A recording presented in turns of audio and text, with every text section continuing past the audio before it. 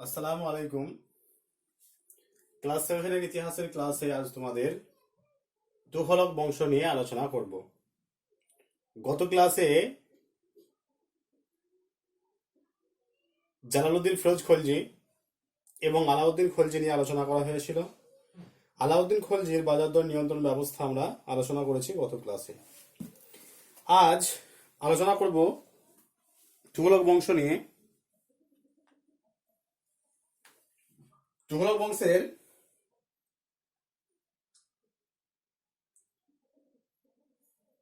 প্রতিষ্ঠাতা ছিলেন গিয়াসউদ্দিন তুঘলক।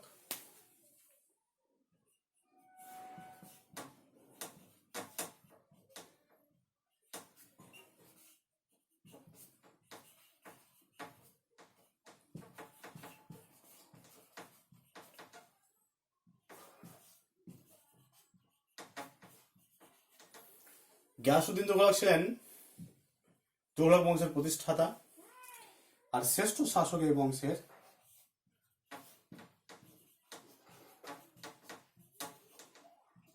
শ্রেষ্ঠ শাসক ছিলেন মুহাম্মদ বিন তুঘলক।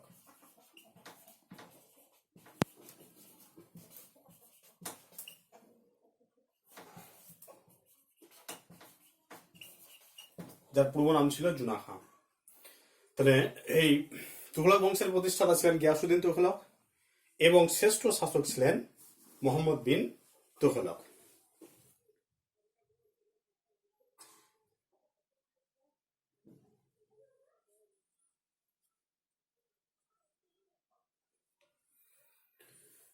খ্রিস্টীয় চতুর্দশ শতকের প্রথম 20 বছর খলজি সুলতানরা দিল্লি শাসন করেছিলেন। এরপর খলজি বংশের পতনের পরে যে বংশ দিল্লি সিংহাসনে বসেন সেই বংশের নাম তুঘলক বংশ। 1320 খ্রিস্টাব্দ থেকে 1412 খ্রিস্টাব্দ পর্যন্ত তুঘলক বংশের সময়কাল। এই বংশের প্রতিষ্ঠাতা ছিলেন গিয়াসউদ্দিন তুঘলক এবং শ্রেষ্ঠ শাসক ছিলেন মুহাম্মদ বিন তুঘলক। মুহাম্মদ বিন তুঘলক, যার পূর্ব নাম ছিল জুনা খাঁ, সে মুহাম্মদ বিন তুঘলক 1324 খ্রিস্টাব্দে সিংহাসনে বসেন এবং 1351 খ্রিস্টাব্দ পর্যন্ত তিনি সিংহাসনে ছিলেন। এই সময় উত্তর আফ্রিকার মরক্কো দেশের তানজিয়ার শহরের অধিবাসী ইবন বতুতা এদেশে এসেছিলেন। তার লেখা ভ্রমণ বিবরণীর নাম কিতাব অল রেহেলা। মুহাম্মদ বিন তুঘলক সম্পর্কে জানার একটি নির্ভরযোগ্য উপাদান হলো এই ইবন বতুতার কিতাবুল রেহেলা।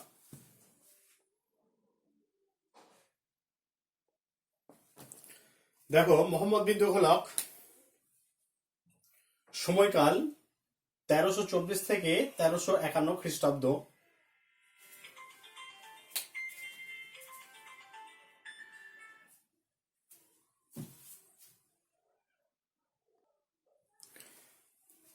মুহাম্মদ বিন তুঘলক সম্পর্কে জানার প্রধান উপাদান হলো আফ্রিকার মরক্কোর পর্যটক বা দূত ইবন বতুতার কিতাব উল রেহলা গ্রন্থ। তাহলে কিতাব উল রেহলা গ্রন্থ থেকে মুহাম্মদ বিন তুঘলক সম্পর্কে বিস্তারিত বিবরণ সম্পর্কে জানা যায়।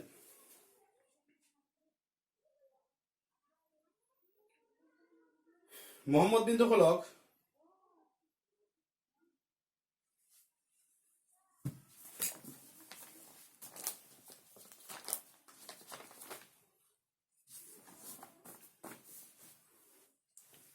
গিয়াসউদ্দিন তুঘলকের পুত্র ছিলেন। তিনি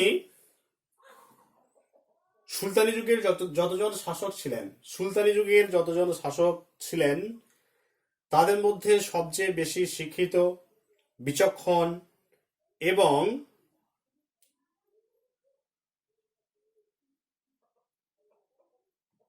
সর্বশ্রেষ্ঠ শাসক এক কথায় বলা যায় তিনি হলেন মুহাম্মদ বিন তুঘলক। তাহলে মুহাম্মদ বিন তুঘলক যে কারণে আমাদের কাছে পরিচিত, মুহাম্মদ বিন তুঘলককে আমরা যে কারণে চিনি, তিনি সেই সময় বেশ কিছু পরিকল্পনা করেছিলেন। সেই পরিকল্পনাগুলো তিনি কতটা ফলপ্রসূ করেছিলেন, কতটা বাস্তবায়িত হয়েছিল, কতটা ব্যর্থ হয়েছিল, সে সম্পর্কে আমরা জানবো। আগে পরিকল্পনাগুলো দেখি তিনি কি কি পরিকল্পনা করেছিলেন, এবং পরিকল্পনাগুলো আমি বোর্ডে পয়েন্টস আকারে লিখিয়ে দিচ্ছি এবং তারপর সেগুলো ব্যাখ্যা করছি। এবং সব শেষে আমরা একটা সামগ্রিক আলোচনা করব যে তিনি যে পরিকল্পনাগুলো করেছিলেন সেই পরিকল্পনাগুলো কতটা যুগোপযোগী ছিল বা কতটা বাস্তবায়িত হয়েছিল, কেন তিনি ঐতিহাসিকদের চোখে সমালোচিত হয়েছিলেন, সে সম্পর্কে আলোচনা করব।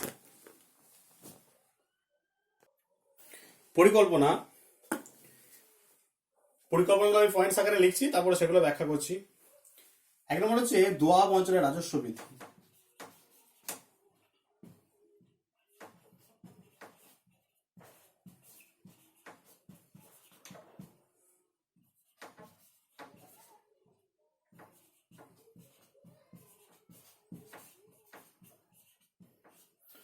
এক নম্বর পয়েন্ট হচ্ছে দোয়াব অঞ্চলের রাজস্ব বৃদ্ধি। 2 নম্বর হচ্ছে তামার নোট প্রচলন।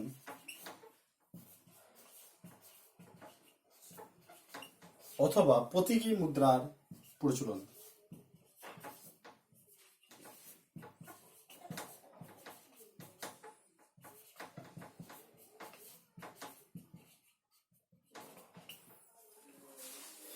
3 নম্বর রাজধানী স্থানান্তর।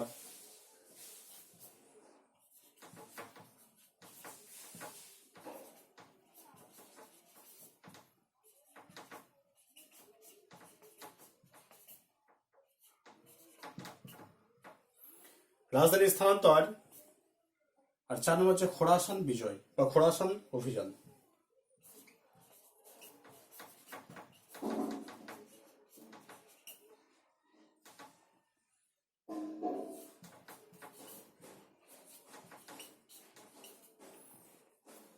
এক নম্বর দোয়াব অঞ্চলের রাজস্ব বৃদ্ধি, 2 নম্বর তামার নোট প্রচলন বা প্রতীকী মুদ্রার প্রচলন, 3 নম্বর রাজধানী স্থানান্তর, আর 4 নম্বর হচ্ছে খোরাসান অভিযান।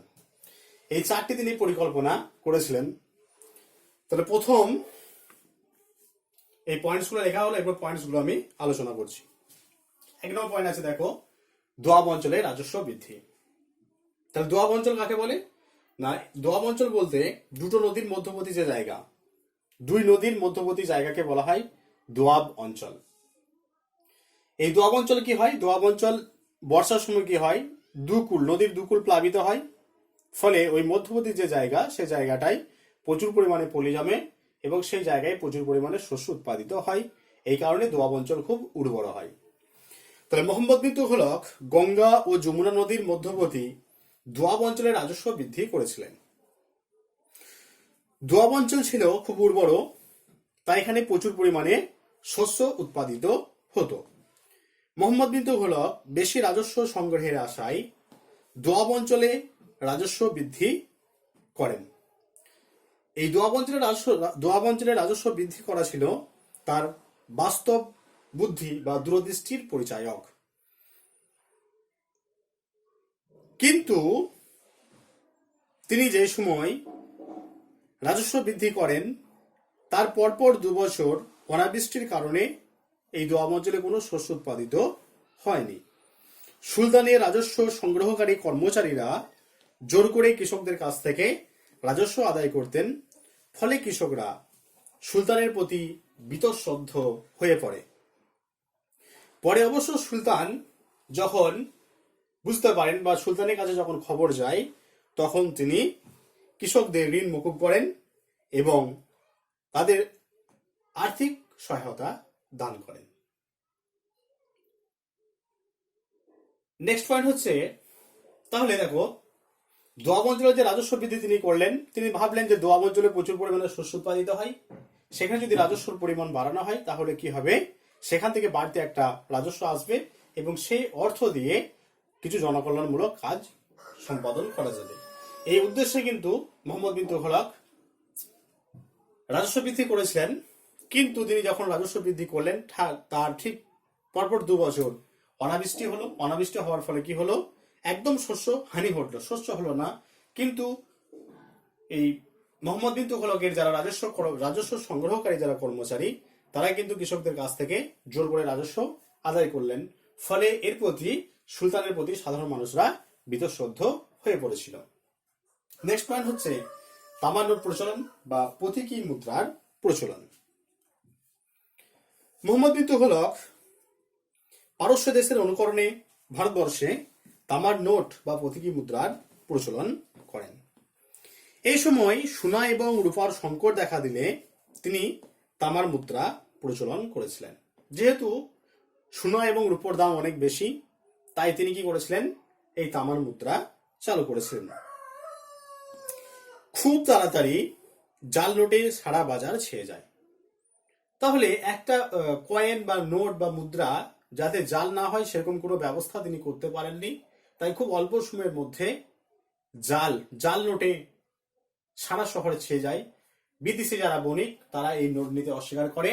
ফলে মোহাম্মদ বিন তুগলক বা বিন তুগলক ঘোষণা করেছিলেন যে এই তামার নোট যাদের কাছে আছে সেগুলো জমা দিয়ে সমপরিমাণ সোনা এবং রূপোর মুদ্রা নিয়ে যেতে। এর ফলে রাজকোষ একেবারে শূন্য হয়ে যায়। 3 নম্বর হচ্ছে রাজধানী স্থানান্তর। মোহাম্মদ বিন তুগলক দিল্লি থেকে রাজধানী দক্ষিণ ভারতের দেবগিরিতে নিয়ে যান এবং তিনি এই জায়গাটার নাম দেন দৌলতাবাদ। তাহলে দক্ষিণ ভারত, উত্তর ভারত দিল্লি, দক্ষিণ ভারত দেবগিরি। তিনি কি ভেবেছিলেন যে উত্তর ভারত থেকে দক্ষিণ ভারতে রাজধানী স্থানান্তর করলে বৈদেশিক আক্রমণের সম্ভাবনা কম, এই কথা মাথায় রেখে, বা মঙ্গল আক্রমণের সম্ভাবনা কম, এই কথা মাথায় রেখে তিনি রাজধানী স্থানান্তর করেছিলেন। তিনি দিল্লির সমস্ত অধিবাসীকে দেবগিরিতে যাওয়ার নির্দেশ দেন। দীর্ঘ 500 মাইল পথ পায়ে হেঁটে যাওয়ার ফলে অনেক বৃদ্ধ মানুষ মারা যায়। দেবগিরিতে কিছুদিন থাকার পর তিনি আবার ঘোষণা করেন সমস্ত মানুষকে দিল্লিতে ফিরে যেতে। এইভাবে যাওয়া এবং আসার ফলে সাধারণ মানুষ খুব কষ্টের মধ্যে পড়ে এবং যারা বয়স্ক মানুষ ছিলেন তাদের মৃত্যু ঘটে। এর ফলে মোহাম্মদ বিন তুগলক ঐতিহাসিক দিক চোখে সমালোচিত হন। নেক্সট পয়েন্ট হচ্ছে খোরাসান অভিযান। 4 নম্বর পয়েন্ট, খোরাসান অভিযান। মোহাম্মদ বিন তুগলক দিগ্বিজয়ের স্বপ্ন দেখতেন। তিনি দিগ্বিজয়ের আশায় খোরাসান অভিযান করেন। প্রতিকূল আবহাওয়া এবং খাদ্য রসদের অভাবের কারণে তার অভিযান ব্যর্থ হয় এবং এই অভিযানে অনেক সৈন্য মারা যায় এবং তিনি ব্যর্থ হয়ে ফিরে আসেন। এই হলো তার 4টি পরিকল্পনা: দোয়াব অঞ্চলের রাজস্ব বৃদ্ধি, তামার নোট প্রচলন, প্রতীকী মুদ্রার প্রচলন, তামার নোট প্রচলন অথবা প্রতীকী মুদ্রার প্রচলন, রাজধানী স্থানান্তর এবং খোরাসান অভিযান। এরপর আমরা দেখব যে এই যে পরিকল্পনাগুলো তিনি করলেন, এই পরিকল্পনাগুলো কেন ব্যর্থ হলো সে সম্পর্কে জানব। মোহাম্মদ বিন তুগলক দোয়াব অঞ্চলের রাজস্ব বৃদ্ধি এটা যুক্তিযুক্ত ছিল, কিন্তু 2 বছর অনাবৃষ্টির ফলে দোয়াব অঞ্চলে কোনো শস্য উৎপাদিত হয়নি, সেই খবর সুলতানের জানা ছিল না। সুলতানের কর্মচারীরা জোর করে কৃষকদের কাছ থেকে রাজস্ব সংগ্রহ করেছিল। সুলতান এ ব্যাপারে উদাসীন ছিলেন, যে কারণের জন্য সুলতান কৃষকদের কাছ থেকে নানা রকম ভাবে সমালোচিত হয়েছিলেন। সুলতানের তামার নোট প্রচলন এটাও যুগোপযোগী ছিল। যেহেতু সেই সময় সোনা এবং রূপোর দাম অনেক বেশি ছিল, তাই তামা খুব সহজলভ্য ছিল, তামার নোট প্রচলন করা খুব যুক্তিযুক্ত ছিল। কিন্তু এই একটা নোট যে জাল হতে পারে এরকম বা একটা নোট যাতে জাল না হয় সেরকম কোনো দৃষ্টিভঙ্গি তার ছিল না, বা সেরকম কোনো ব্যবস্থা তিনি অবলম্বন করেননি। ফলে খুব অল্প সময়ের মধ্যে জাল নোটে সারা বাজার ছেয়ে যায় এবং সেই নোটের সমপরিমাণ সোনা এবং রূপোর মুদ্রা ফিরিয়ে দেওয়ার জন্য রাজকোষ একেবারে শূন্য হয়ে যায়। সুলতানের রাজধানী স্থানান্তর যুক্তিযুক্ত ছিল, তিনি শুধু প্রশাসনিক দপ্তরগুলিকে দক্ষিণ ভারতের দেবগিরি বা দৌলতাবাদে নিয়ে যেতে পারতেন, কিন্তু সাধারণ মানুষদের দেবগিরিতে নিয়ে যাওয়ার কোনো দরকার ছিল না। কিন্তু তিনি তা না করে সমস্ত দিল্লির অধিবাসীকে দেবগিরিতে নিয়ে যান। ফলে সাধারণ মানুষরা খুব কষ্টের মধ্যে পড়ে এবং অনেকজন মারা যায় এবং সুলতান তাদের চোখে খারাপ হয়ে যায়। 4 নম্বর হচ্ছে খোরাসান অভিযান। মোহাম্মদ বিন তুগলকের খোরাসান অভিযান তার বিদেশ জয়ের পরিচায়ক হলেও সময়ের দিকে তাকিয়ে অভিযানটি ব্যর্থ হয়। এই অভিযানে অনেক সৈন্য মারা যায় এবং সুলতান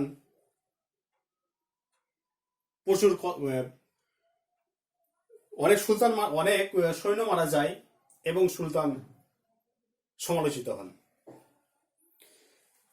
একটি পরিকল্পনাকে উপসংহারে আমরা বলবো বা মূল্যায়নে আমরা বলবো যে একটি পরিকল্পনাকে বাস্তবায়িত করার জন্য যে সময় এবং ধৈর্যের দরকার। একটি ধরো পরিকল্পনা সে করলো, দোয়াবল জেলা রাজস্ব বৃদ্ধি, একটা পরিকল্পনা বলার সঙ্গে সঙ্গে পরিকল্পনাটা বাস্তবায়িত হবে না। একটা পরিকল্পনাকে বাস্তবায়িত করার জন্য বেশ কিছু সময় এবং ধৈর্যের দরকার। সেই সময় এবং ধৈর্য কিন্তু বিন তুঘলকের ছিল না, মোহাম্মদ বিন তুঘলকের ছিল না।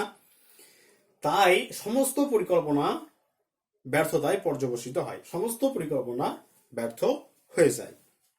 তিনি ঐতিহাসিকদের চোখে পাগলা রাজা, রক্ত পিপাসু, উন্মাদ এ নামে অভিহিত হন, যেহেতু তার ধৈর্য এবং জ্ঞান, সময় ধৈর্য এবং জ্ঞান এই তিনটের না থাকার কারণে সমস্ত পরিকল্পনাগুলো যুগোপযোগী ছিল, বাস্তবায়িত হয়নি শুধুমাত্র ধৈর্য এবং সময়ের অভাবের কারণে। এবং তিনি রক্ত পিপাসু, উন্মাদ, পাগলা রাজা এই সমস্ত নামে অভিহিত হন।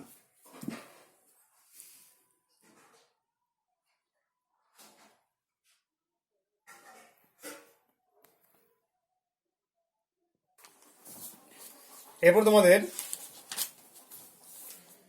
ফিরোজ শাহ তুঘলক, মোহাম্মদ বিন তুঘলকের উত্তরসূরি ফিরোজ শাহ তুঘলক সম্পর্কে জানব। ফিরোজ শাহ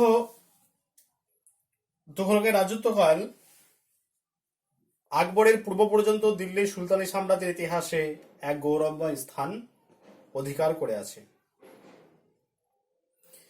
তিনি জনকল্যাণ ও প্রজাবর্গের বৈষয়িক উন্নতির জন্য তিনি যা করেছিলেন, দিল্লির আর কোনো সুলতান সাধারণ মানুষের সুখ শান্তির জন্য সেই কাজ করেননি। তার রাজস্ব নীতি কৃষি ও চাষির প্রভূত উন্নতি সাধন করেছিল।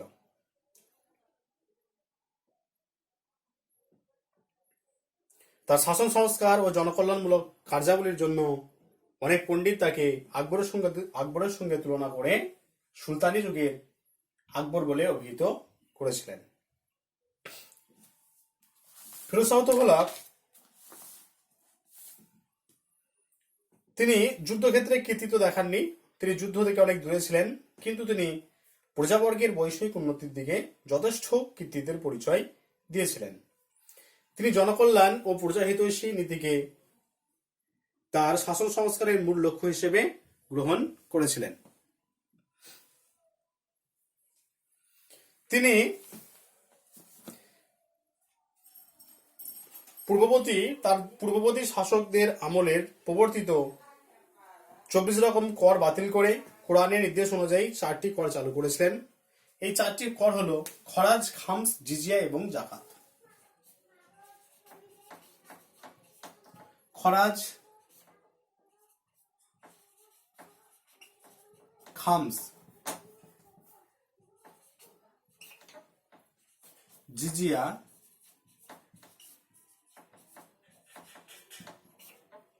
আর জাকাত। তাহলে মোহাম্মদ বিন তুঘলকের যারা পূর্বসূরি তারা 24 রকম কর আদায় করতেন। তিনি সেই 24 রকম কর বাদ দিয়ে শুধুমাত্র কোরআনের নির্দেশ অনুযায়ী খরাজ, খামস, জিজিয়া এবং জাকাত এই 4টি কর আদায় করতেন। খরাজ কি না, খরাজ হলো এই খরাজ কৃষি থেকে আদায়কৃত কর। কৃষি থেকে আদায়কৃত কর হলো খরাজ। খামস হলো যুদ্ধে লুণ্ঠিত দ্রব্যের কর। যুদ্ধে যে সমস্ত জিনিসগুলো লুণ্ঠিত হয় সেই জিনিসের উপর যে কর তাকে বলা হয় খামস। জিজিয়া কর হচ্ছে অমুসলমানদের কাছ থেকে আদায়কৃত কর। অমুসলমানদের কাছ থেকে আদায়কৃত করের নাম জিজিয়া। আর জাকাত হলো যারা মুসলমানদের কাছ থেকে আদায়কৃত, যারা সচ্ছল মুসলমান তাদের কাছ থেকে আদায়কৃত 2.5% মানে 2.5%, 100 টাকায় 2.5 টাকা হিসেবে যে কর আদায় করা হতো তাকে বলা হয় জাকাত। তাহলে খরাজ হচ্ছে কৃষিক্ষেত্র থেকে আদায়কৃত কর, খামস হলো যুদ্ধে লুণ্ঠিত দ্রব্যের কর, জিজিয়া হলো অমুসলমানদের কাছ থেকে আদায়কৃত কর, আর জাকাত হলো মুসলমান যারা সচ্ছল মুসলমান, যাদের সারা বছর চলে, যাদের টাকা পয়সা হাতে থাকে, সেই টাকা পয়সার উপর 2.5% হারে যে কর আদায় করা হয় তাকে বলা হয় জাকাত। এই 4 ধরনের কর তিনি আদায় করতেন। এবার তোমাদের একটা প্রশ্ন হয় যে ফিরোজশাহ তুঘলকের জনহিতকর কার্যাবলীর পরিচয় দাও। ফিরোজশাহ তুঘলকের জনহিতকর কার্যাবলীর পরিচয় দাও।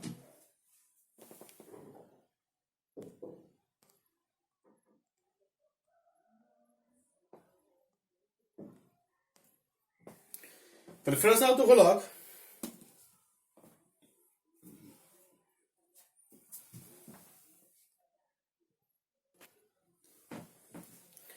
ফিরোজশাহ তুঘলকের জনহিতকর কার্যাবলী পয়েন্টসগুলো আমি লিখেছি, দেখো 1 নম্বর পয়েন্টসে আছে কর্ম বিনিয়োগ দপ্তর বা এমপ্লয়মেন্ট এক্সচেঞ্জ। ফিরোজশাহ তুঘলক বেকার সমস্যা দূর করার জন্য, যারা বেকার সে বেকার সমস্যা দূর করার জন্য ফিরোজশাহ তুঘলক কি করেছেন, কর্ম বিনিয়োগ দপ্তর তিনি গড়ে তুলেছিলেন। এই কর্ম বিনিয়োগ দপ্তর থেকে সিরিয়াল অনুযায়ী, ক্রম অনুযায়ী বেকার যুবক যুবতীদের চাকরি দেওয়া হতো। 2 নম্বর হচ্ছে দেওয়ানি খয়রাত। দেওয়ানি খয়রাত প্রতিষ্ঠা।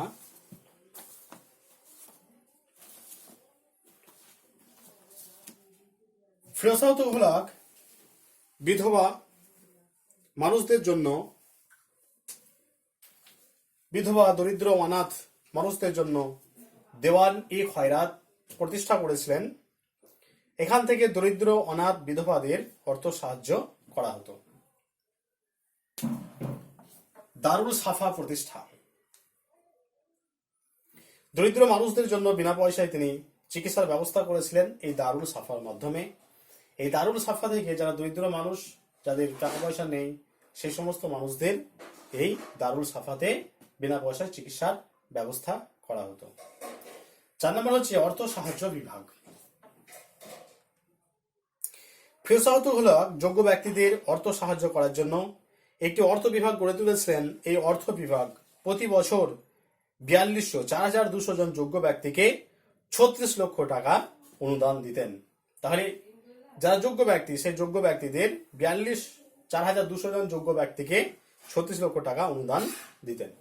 মক্তব এবং মাদ্রাসা প্রতিষ্ঠা।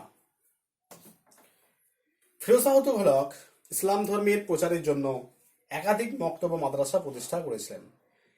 এই মক্তব ও মাদ্রাসা থেকে মুসলিম ছেলেরা পড়াশোনা করার সুযোগ সুবিধা পেত। লাস্ট পয়েন্ট হচ্ছে অন্যান্য কার্যাবলী। ফিরোজশাহ তুঘলক অনেক পতিত ও অনাবাদী জমিকে চাষযোগ্য জমিতে পরিণত করেছিলেন। তিনি কৃষিকার্যের উন্নতির জন্য একাধিক খাল বা ড্যাম খনন করেন। এছাড়াও পানীয় জলের জন্য বাঁধ, নলকূপ খনন করেন।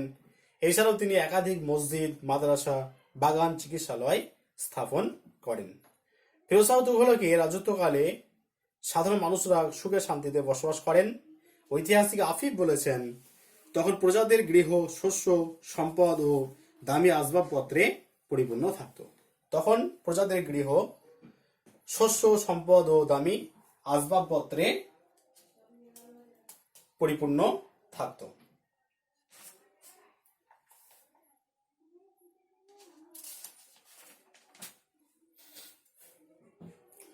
ফিরোজশাহ তুঘলক এই যে কার্যাবলী, এই কার্যাবলী থেকে মধ্যযুগীয় ভারত রাষ্ট্রের একটা পরিচয় পাই। তাই সমসাময়িক ঐতিহাসিক বার্নি এবং আফিফ তাকে দয়াবান, নিষ্ঠাবান এবং প্রজাহিতৈষী শাসক বলে অভিহিত করেছেন। ফিরোজ মধ্যযুগের মুসলমান ইতিহাসে একটি বিষয়ের উপর অত্যন্ত গুরুত্ব আরোপ করেছিলেন যে রাষ্ট্রের উদ্দেশ্য কেবলমাত্র শাস্তি প্রদান ও কর সংগ্রহ নয়, রাষ্ট্র একটা জনকল্যাণমূলক প্রতিষ্ঠান। এরপর ফিরোজ শাহের যারা যোগ্য দুর্বল উত্তরাধিকারী তারা 1412 খ্রিস্টাব্দ পর্যন্ত ছিলেন, কিন্তু তারা কেউ যোগ্য ছিলেন না। তাই তার মৃত্যুর সঙ্গে সঙ্গে এই তুঘলক বংশের অবসান ঘটে। ক্লাস তোমাদের তুঘলক বংশ নিয়ে আলোচনা করা হলো। নেক্সট ক্লাসে আমরা সৈয়দ বংশ নিয়ে আলোচনা করব।